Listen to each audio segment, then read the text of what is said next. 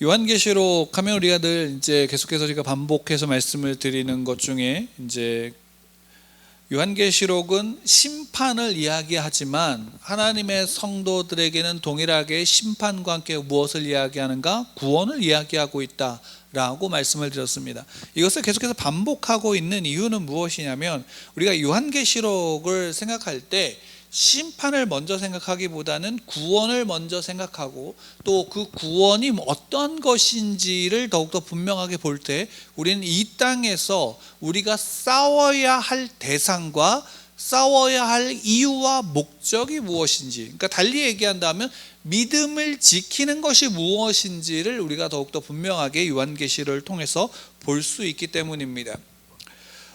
그리고 또한 요한계시록을 통해서 보게 되어지면 분명히 구원받은 자들과, 그러니까 하나님 앞에 하나님의 택하심 받아서 구원받는 자들과 소위 말하면 거짓 교사들이라고 말할 수 있는, 그러니까 오늘날로 얘기한다면 그냥 말 그대로 교회에 왔다 갔다 하는 참된 믿음이 없는 자들의 모습과 또 참된 구원을 받은 자들의 모습을 또한 비교해서 볼 수 있는, 극명하게 우리가 나타나는 모습들을 통해서 볼 수 있기 때문에 요한계시록을 우리가 두려워하면서 보는 것이 아닌 기쁨으로 보면서 동시에 그 안에서 나를 비추어 본다면 우리의 믿음이 오늘날 어떤 상황 가운데 있다 할지라도 우리는 그 속에서 능히 그 상황을 견디고 또 그 속에서 믿음을 지켜나갈 수 있다라는 사실을 알게 될 것입니다.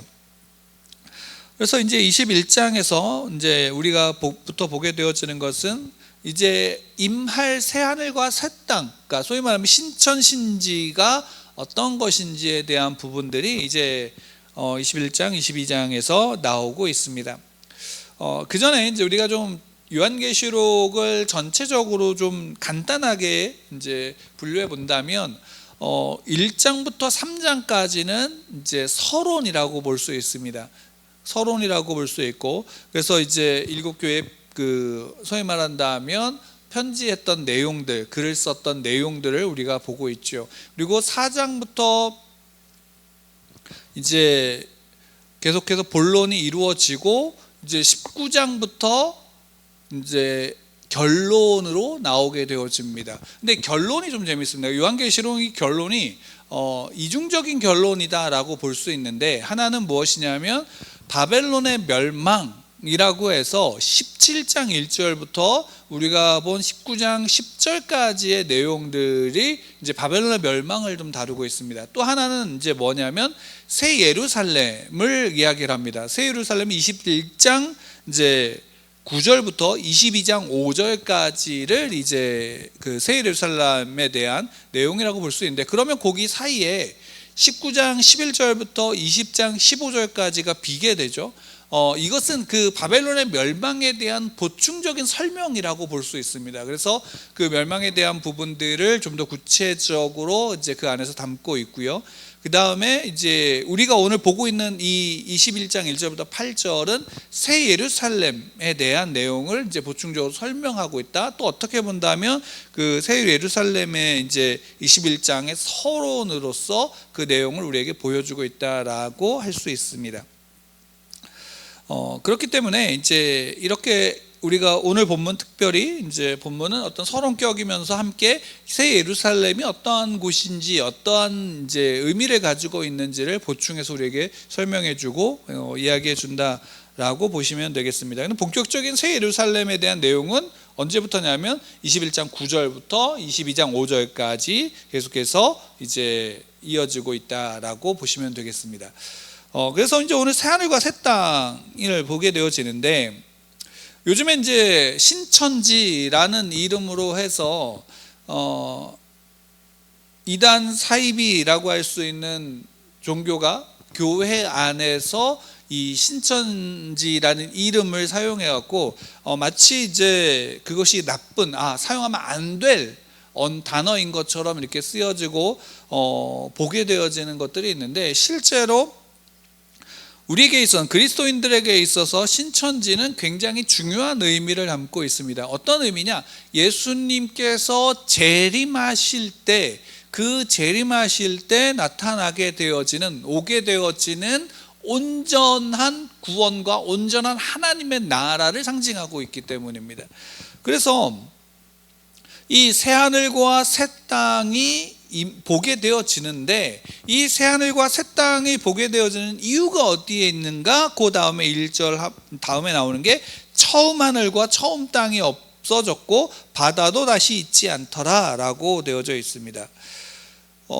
처음 하늘과 처음 땅이 없어졌고 바다도 다시 있지 않더라 라고 하는 것을 통해서 이제 새하늘과 새 땅이 어떤 곳인지에 대한 이야기를 할 수가 있는데, 그럼 이제 새하늘과 새 땅은 완전히 없었던 것 중에 온전하게 다시, 소위 말하면 다시 창조된, 새롭게 완전하게 창조되어진 것인가, 아니면 기존에 있던 것이 있는데 그것이 온전한 의미로 어떻게 본다면 회복되고 갱신된 것인가 라는 것을 가지고 많이들 이제 이야기하게 되어지는데, 뭐 오늘 그것을 이야기하기보다는 여기에 이제 처음 땅과 처음 하늘이 없어졌다, 그리고 바다도 다시 있지 않더라라고 해서 이것을 하나로 묶어버렸는데, 그 중에 특별히 바다도 다시 있지 않더라라는 것은 무엇을 뜻하냐면, 우리가 요한계시록에서는 특별히 바다라고 하는 것은 물론 이제 구약에서도 그렇게 사용하는 것이 있지만, 바다는 이제 말 그대로 무질서, 그러니까 하나님의 창조 질서가 그 죄로 말미암아 어떻게 되어졌냐면 무너져 버렸죠. 깨져 버렸죠. 그러니까 하나님의 창조 질서가 없는 혼돈과 공허의 상태에 있는, 그래서 하나님의 질서를 부정하고 내가 하나님이 돼서 내가 질서가 되겠다라고 하는 그 혼돈, 또 그 무질서함들을 내포하는 상징으로서 바다가 이제 요한계시록에서 나타나게 되어집니다. 그래서 용도 바다에서 나타나고, 바다가 이제 그러한 상징적인 의미로서 사용되어지는 내용들이 상당히 많이 있는데, 그러니까 바다도 다시 있지 않더라라는 것만 보더라도 지금 여기에서의 이야기는 무엇이냐면, 이전에 있었던 소위 말한다면 죄로 말미암아 죄의 노예가 되고 죄의 세상이 된 그 세상은 어떻게 되어졌는가? 다시 있지 않다라는 것입니다. 그러니까 하나님의, 이제는 예수님이 이 땅에 재림하심으로 말미암아 어떻게 되어지는가? 하나님의 질서, 그러니까 하나님이 처음 창조하셨을 때 하나님이 세우셨던 그 하나님의 질서가 이제 어떻게 되는가? 더 온전하게 예수 그리스도로 말미암아 세워진 그곳이 어떤 곳인가? 새하늘과 새 땅이다라는 것입니다. 그래서 이제 2절에서 보면 거룩한 성 새 예루살렘이 하나님께로부터 하늘에서 내려오니라고 되어져 있습니다. 그러니까 새 예루살렘이 내려오는 것이에요. 그러니까 이 예루살렘은 어디에 있었던 것이냐면 하늘에 있었던 거죠. 하늘에 있었던 그 새 예루살렘, 그러니까 그걸 이제 새 예루살렘이라고 하고, 새 예루살렘이 내려오는데, 그러면 소위 말하는 새 예루살렘이라면 옛날 예루살렘은 있어요, 없어요? 옛날 예루살렘. 그러니까 우리가 소위 말한다면 이스라엘이 솔로몬을 통해서 세워진 예루살렘, 또 그 예루살렘이 이 땅에서 하나님의 성전으로서 하나님이 임하시는 것의 상징으로서 예루살렘이 있었고, 그 이전에는 뭐가 있었냐면 성막이 있었죠.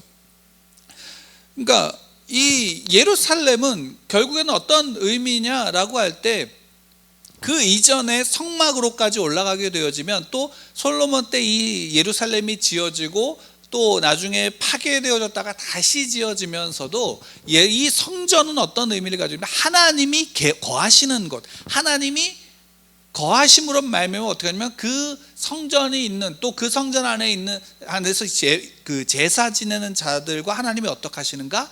함께 하신다라는 것이죠. 그러니까 성막이 그것에서 가장 이제 대표적이죠. 출애굽할 때 이스라엘 백성들이 그 출애굽의 여정 속에 늘 성막을 가지고 다녔고, 성막을 중심으로 진이 이동하게 되어지는 장면을 통해서 무엇을 볼 수 있냐면, 하나님이 그 하나님의 택한 백성들과 어떻게 하고 있다? 함께 하고 계신다라는 사실입니다.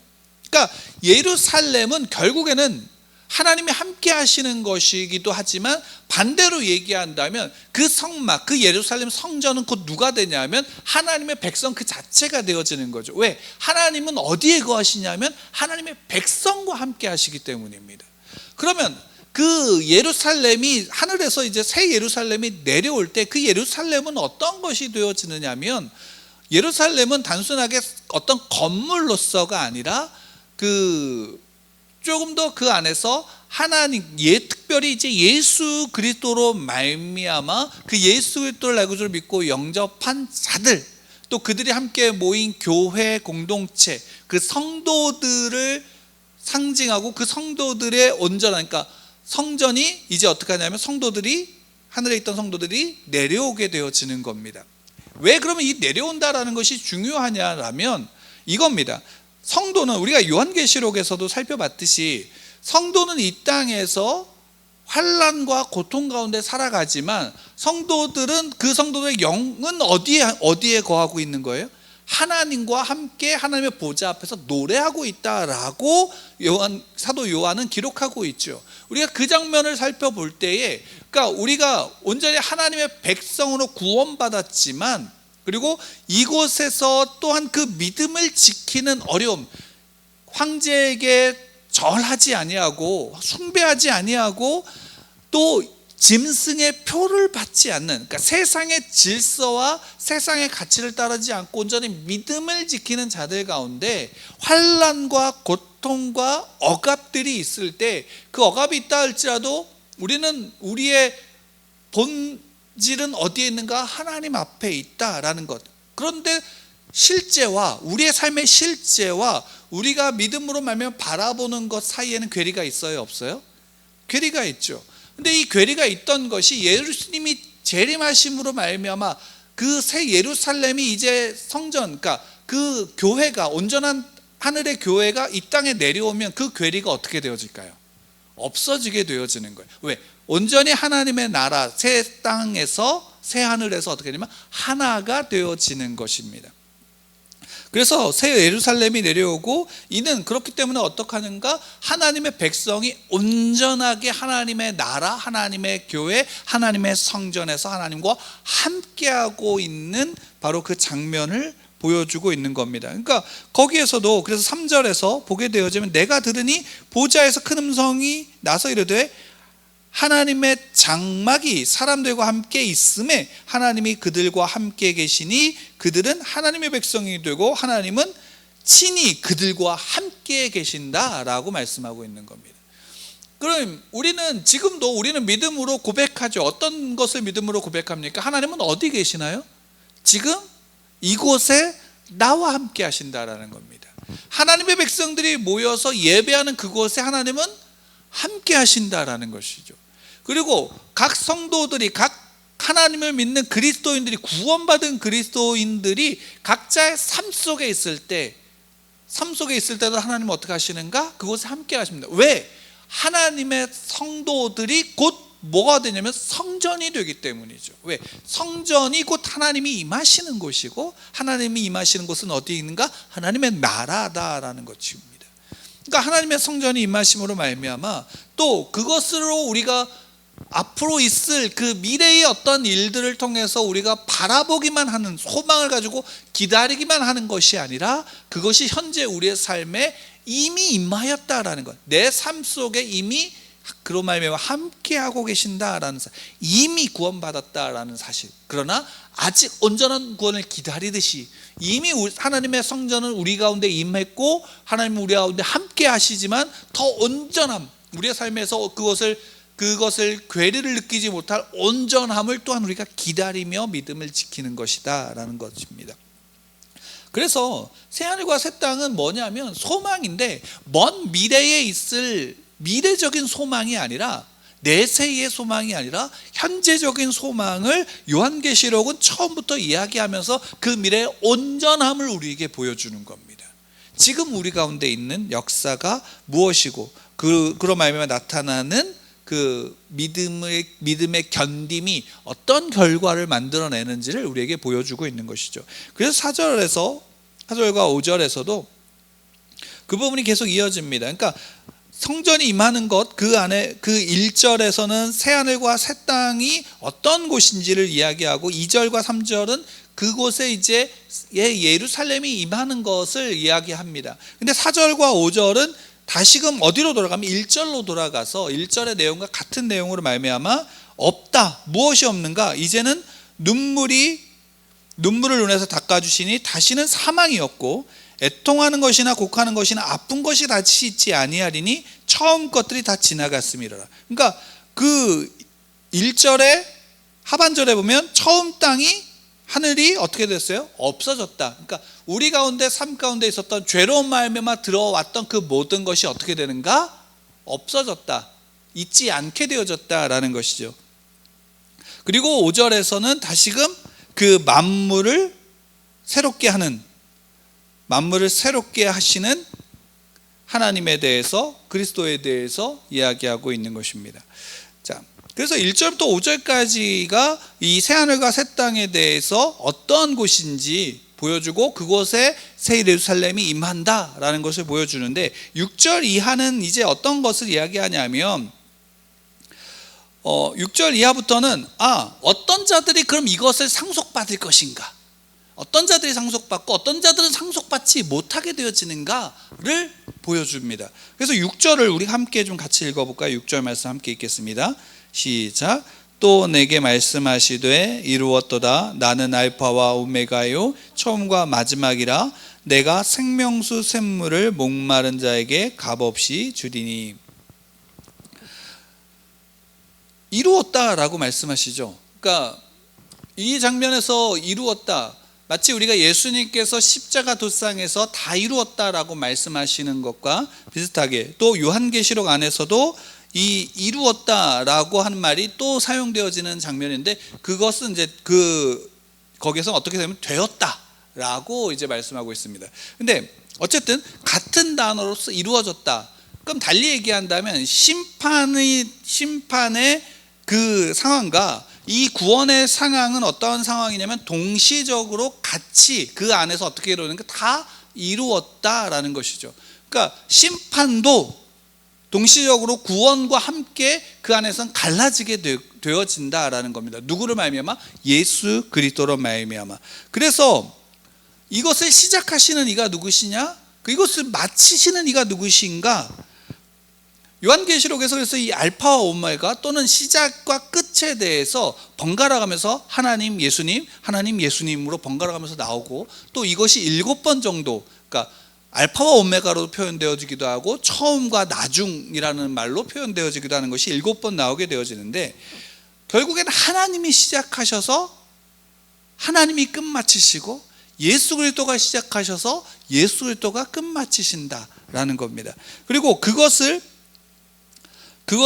믿는 자들, 그 처음과 마지막, 이제 내가 생명수 샘물을 목마른 자에게 값없이 주신다라는 것을 통해서 온전한 회복, 에덴으로 말미암아 에덴의 동산에서 하나님이 창조하셨던 그 창조의 원래 목적과 이유가 어떻게 되는가? 온전하게 회복되어지고, 이제 그 회복을 넘어서 그때 창조하셨을 때 이루시고자 했었던 그 온전함을 어떻게 예수 그리스도가 오심으로 말미암아 이제 그 온전함이 이루어지는, 그래서 그 생명샘물이 어떻게 되는 거라? 지금 하나님의 성도들, 그 목마른 자들이 마실 수 있도록 하게 되어지는 거예요. 왜?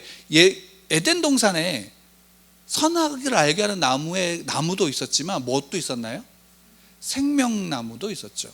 그리고 그 생명나무를 먹지 못하게 막아버리셨죠. 그러니까 이제는 어떻게 되어졌는가? 그 모든 죄를 심판하시고, 그 모든 사망을 심판하시고, 그 대적했던 모든 자들을 심판하시고, 이제 그 온전한 생명의 물을 마시고 하나님의 나라에서, 예수 그리스도의 그 나라에서 우리 성도들, 하나님의 백성들, 교회는 그 나라를 온전함으로 살아갈 수 있게 되어지는 것이다 라는 겁니다. 그래서 그것을 이제 상속받는 자들은 누군가? 어떤 자들인가? 7절에 이야기하죠. 7절에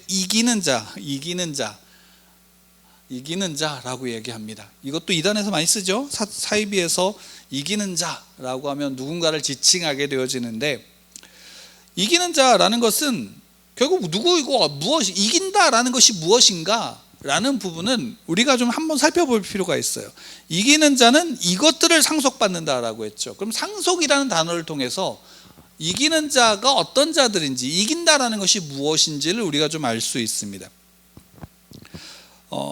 상속이라는 단어가 처음 성경에서 이제 쓰여지고 또 그 상속에 대한 단어를 받은 인물이 누구냐 하면 아브라함입니다. 아브라함은 가나안 땅을 하나님으로부터 상속받았죠. 그리고 이제 하나님께서는 그 아브라함에게 뭘 약속하셨냐면 상속받을 자를 약속하셨어요. 그래서 아브라함에게 누구를 주신다라고, 누구를 통해서 상속받게 하냐면 아브라함과 사라의 씨로부터, 그로부터 나오는 아들이 어떻게 되는가, 상속받게 될 것이다 라고 했기 때문에, 그래서 아브라함과 이삭과 야곱으로 이어지는 그 상속의 족보가 이어지죠. 그러니까 이것은, 그래서 구약을 통해서 보면 이것은 누구로 대표되면 이스라엘 백성, 그들로부터 이스라엘 백성들로 대표되어질 수 있습니다.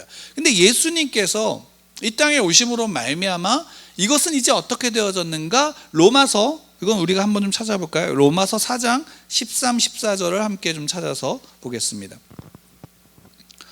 신약성경 로마서 4장 13, 14절입니다.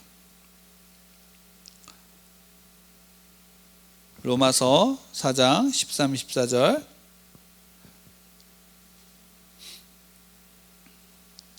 찾으셨으면 우리 같이 함께 한번 좀 읽도록 하겠습니다. 로마서 4장 13, 14절 읽겠습니다. 시작. 아브라함이나 그 후손에게 세상의 상속자가 되리라 하고 하신 언약은 율법으로 말미암은 것이 아니요 오직 믿음의 의로 말미암은 것이니라. 만일 율법에 속한 자들이 상속자이면 믿음은 헛것이 되고 약속은 파기되었느니라. 그러니까 상속은 어떤 자들이 받는 거예요? 믿는 자들이 받는 거죠.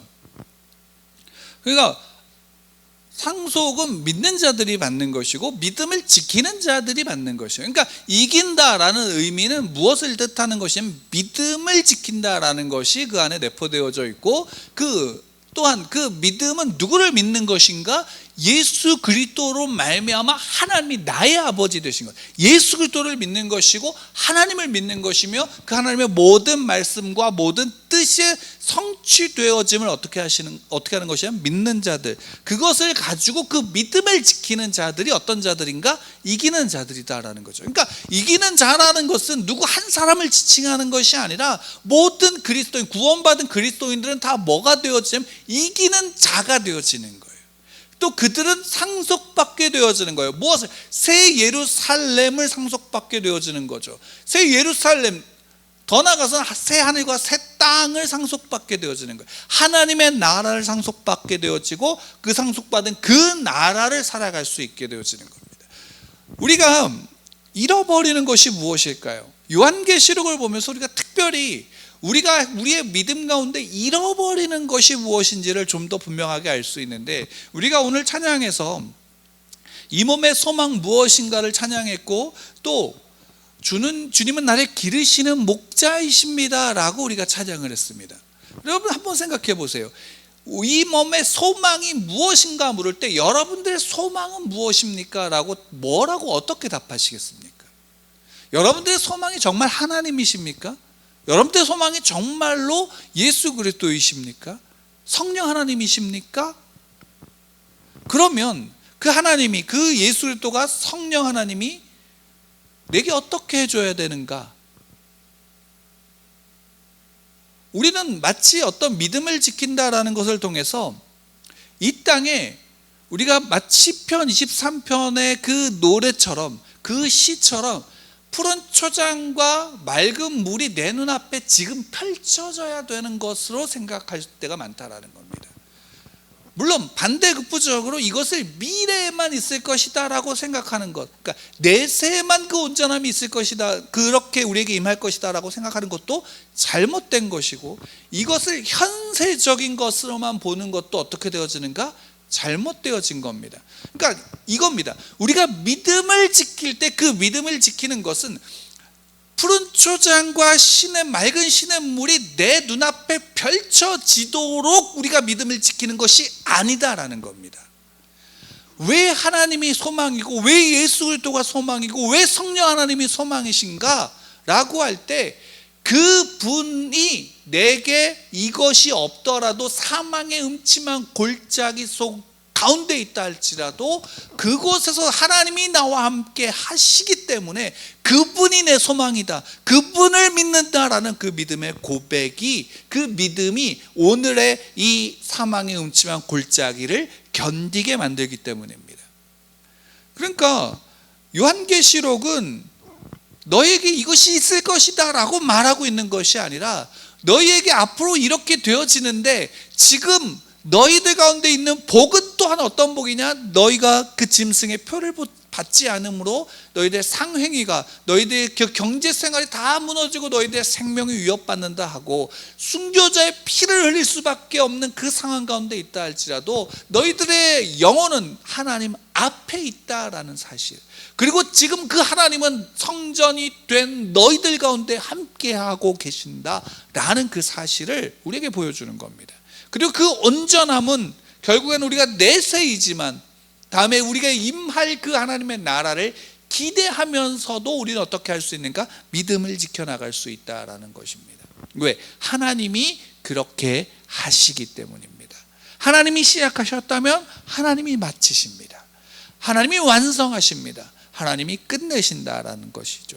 우리가 그 사실을 가지고 우리는 어떻게 하는가? 믿음을 지키며 나아가는 겁니다. 우리 눈앞에 푸른 초장과 맑은 물, 그 시냇가가 없다 할지라도, 내 눈앞에 사망의 음침한 골짜기가 펼쳐져 있더라도 주님의 음성이 내 귀에 들린다라는 겁니다. 하나님의 말씀이 우리 앞에 펼쳐져 있는 겁니다.